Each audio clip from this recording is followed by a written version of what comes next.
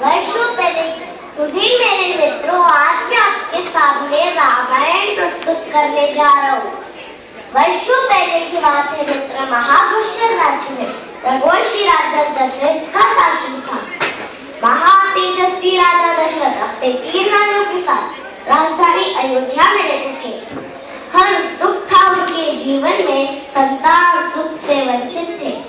पुत्रेष्टि यज्ञ के बाद राजा दशरथ को 4 बेटों का सुख मिला। कौशल्या के राम, कैकेयी के भरत और सुमित्रा के लक्ष्मण तथा शत्रुघ्न। समय बीतने के साथ साथ श्री राम का शौर्य और वीरता चारों ओर प्रसिद्ध हुए। महर्षि विश्वामित्र ने अपने यज्ञ को राक्षसी तारका के हाथों से बचाने के लिए श्री राम को ही चुना। उसके बाद महर्षि विश्वामित्र राम लक्ष्मण को मिथिला ले गए। वहां राजा जनक अपनी पुत्री सीता के स्वयंवर का आयोजन किया।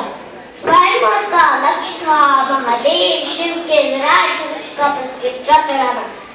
बड़े बड़े महारथी धनुष को हिला ही नहीं पाए, पर श्री राम ने उसे उठाया ही नहीं, बल्कि उसे तोड़ भी दिया।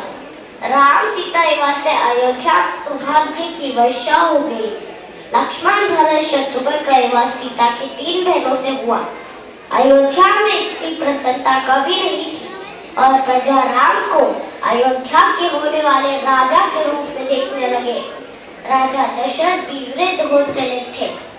उन्होंने राम को अपने उत्तराधिकारी घोषित करने का फैसला किया, परंतु सौभाग्य बीत चुका था और दुर्भाग्य अयोध्या के राजमहलों में छाने लगा। रानी कैकेयी की दासी मंत्रा रानी कैकेयी के मन में राम के प्रति अविश्वास और भरत को राजा बनाने की इच्छा जगाती है। मंत्रा की बातों में आकर रानी कैकेयी राजा दशरथ को वश कर देती है कि आप 14 साल के लिए वनवास ले और भरत राजा बने। अपने पिता की आज्ञा का पालन करते हुए राम सीता और लक्ष्मण के साथ चित्रकूट चले जाते हैं। अपने पुत्र के वियोग में राजा दशरथ अपने प्राण त्याग देते हैं। भरत ने अपनी माता कैकेयी के षड्यंत्र को स्वीकार नहीं किया और राम को वापस लाने के लिए चित्रकूट चले गए। राम इनकार करने से भरत ने राम के चरण पादुका ले आए। चरण पादुका को सिंहासन पर रखकर उनकी ओर से राज्य संभालते हैं। 13 साल का वनवास बीत गए और राम लक्ष्मण सीता पर चोटी पहुंचे। राक्षस राज रावण की बहन शूर्पणखा राम से मोहित होकर उससे शादी करने का प्रस्ताव रखती है। राम इनकार करने पर सीता पर हमला कर देती है। लक्ष्मण गुस्से में आकर शूर्पणखा की नाक काट देते हैं। अपनी बहन का अपमान का बदला लेने के लिए रावण मारीच को हिरण के रूप में भेजकर राम लक्ष्मण को सीता से दूर ले जाता है। रावण अपनी माया शक्ति से सीता का अपहरण कर लेता है। सीता उसे श्राप देती है कि उसका सर्वनाश होगा और वो मारा जाएगा। रावण से पुष्पक बाण लेकर लंका चला जाता है। गिद्धों का राजा जटायु भी सीता को बचा नहीं पाए और दुष्ट रावण जटायु के पंख काट डाले। जटायु राम को उस लंका के रावण के बारे में बताता है और सीता बचाने के लिए वे निकल पड़े। राम लक्ष्मण दोनों किष्किंधा पहुंचे। वानरों की नगरी किष्किंधा। श्री राम अपने वानर तैयार कर देते हैं और पुत्र हनुमान सीता का पता लगाने के लिए लंका चले जाते हैं। रावण की सेना हनुमान को बंदी बनाकर उसकी पूंछ जला देते हैं। हनुमान उसी पूंछ से पूरी लंका जला देते हैं। हनुमान वापस लौटकर श्री राम को सीता का संदेश देते हैं। रावण का भाई विभीषण रावण को धर्म अधर्म के बारे में समझाता है। रावण गुस्से में आकर उसे लंका से निर्वासित कर देता है। विभीषण राम के पास चला जाता है।